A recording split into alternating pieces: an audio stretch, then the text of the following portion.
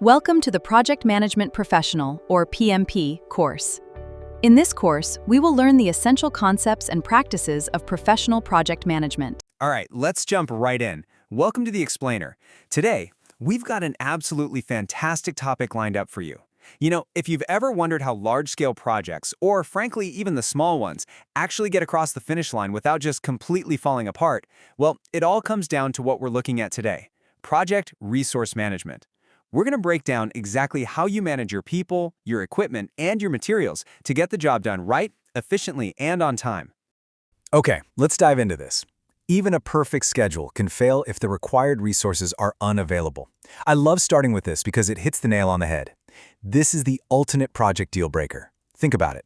You can have the most beautiful Gantt chart in the world, a totally flawless timeline, brilliant ideas, but if the people or the tools you need just aren't there when you need them, there's no way around it. The whole thing grinds to a halt. Mastering resource availability isn't just some boring administrative task. It is literally the lifeblood of your project. So, here's our roadmap for today. First, defining resource management. Second, managing human resources. Third, the racing matrix. Fourth, resource loading. And finally, constraints and leveling. Let's get started. Section 1. Defining resource management. What exactly are we managing here? Well, here's the foundational definition we need to keep in our back pockets throughout this entire explainer. Resource management is the process of planning, allocating, and controlling the resources required to complete a project. Notice those three distinct verbs, right? It's not just about casually having stuff on hand. It's about rigorously planning for things ahead of time, actively allocating them to exactly where they need to go, and then controlling them as the project moves forward to make sure they're actually being used properly. And when we use the word resources, it's absolutely crucial to realize we're talking about a much broader category than just the cash sitting in a project budget. There are 7 main types of resources we have to track.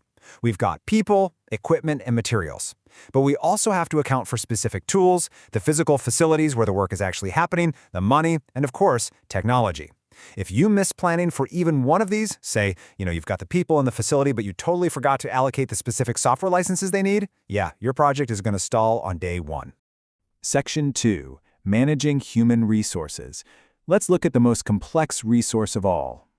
When identifying the human element of your project, you really can't just count heads. I mean, having 10 people in a room doesn't mean you have the right 10 people to get the job done. You've got to consider this specific list of requirements. You need to identify the exact required manpower, sure, but what about the specific skills those individuals possess?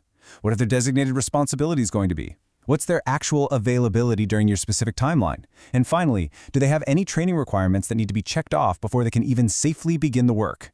So, human resources management is really all about ensuring a precise, tailored fit for your project's unique needs. Section 3. The Rossi matrix. Once you have your people, how do you organize them? Now, what's really interesting about this matrix is how it creates the ultimate accountability framework for your team. RACI stands for responsible, accountable, consulted, and informed. For every single task in your project, you map out who is responsible for actually doing the physical or mental work, who is accountable for the final outcome, which, let's be honest, is usually just the one person whose head is on the chopping block if things go wrong, then who needs to be consulted for their expert input before the task is finished, and finally, who just needs to be kept informed about the progress. When you actively use this, role confusion pretty much disappears entirely. Section 4. Resource loading. Moving from who is doing the work to exactly how much we need. Resource loading is formally defined as identifying how much resources required for each activity. Honestly, this is where the math really happens. You're moving from a general plan into quantifying the absolute exact needs for every single solitary activity. It's just not enough to say to your boss, hey, we're going to need some technicians for this phase. No way. You have to load the activity with precise numbers. To put that into perspective, take a team coming together on a site for an equipment installation. Resource loading maps out the exact combination of humans, machines, and tools required for just this one task. For this installation, the load is precisely 1 engineer, 2 supervisors, 6 technicians, 1 crane, specific welding equipment, and lifting tools. Imagine a scenario where you just ordered, a crew and some heavy equipment. The crane might show up without the lifting tools, or you might have 6 highly paid technicians just standing around without a supervisor to guide them. Resource loading paints the complete, mathematically precise picture of what success actually looks like on the ground. Section 5. constraints and leveling. Because things never go perfectly according to plan. So what happens when resources run short? What happens when reality literally hits the spreadsheet? Let's pivot into the troubleshooting phase here, because anticipating these problems is just as important as all that initial planning we were just talking about. These are the common resource constraints you are almost certainly going to face at some point. Limited manpower, sudden equipment shortages, totally frustrating material delays, budget limitations, or an unexpected skill shortage. Remember these. These are the exact obstacles that will derail that perfect schedule we talked about at the very start of the explainer. You might have rigorously planned for that crane in your resource loading, but what if the rental company has an equipment shortage that day? Or, actually, what if your one designated engineer just calls in sick, creating an immediate skill shortage? Boom, you're suddenly constrained and your whole project is at risk.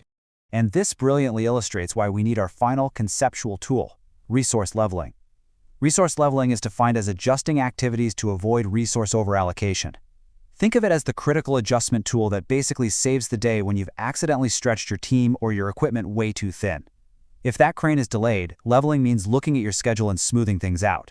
Maybe you delay a non-critical task in order to free up those 6 technicians for the main installation once the crane finally does arrive. You're actively leveling the workload so that no single resource is overallocated, double-booked, or pushed past its breaking point.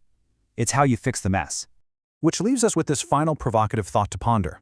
Is your perfect schedule actually built to survive the harsh reality of resource constraints? Because as we've seen today, resource management isn't just about listing what you want. It's about allocating exactly what you need across 7 different categories, defining crystal clear accountability with the RACI matrix, loading your tasks with mathematical precision, and knowing exactly how to level the playing field when constraints inevitably pop up. I highly encourage you to take these building blocks and apply them to your own future projects. Thanks so much for joining me on this explainer. Keep learning, and we will see you next time. Project resource management is the process of identifying, acquiring, and managing the resources needed to successfully complete a project.